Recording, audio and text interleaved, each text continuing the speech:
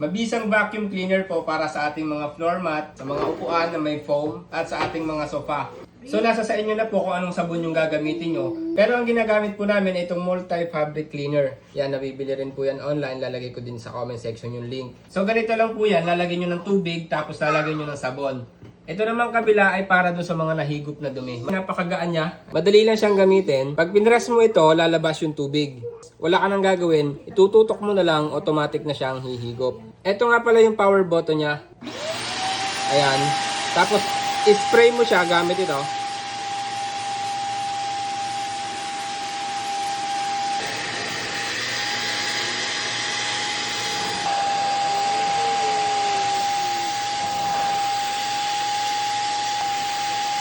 So makikita nyo po yung difference. Ito medyo maputi na. Ito yung kanina nung madumi pa, hindi pa natin na-vacuum. So after ma-vacuum, ganito na siya. Ang maganda dito, medyo tuyo na kaagad siya. Ayan, subukan din natin dito sa kulay gray.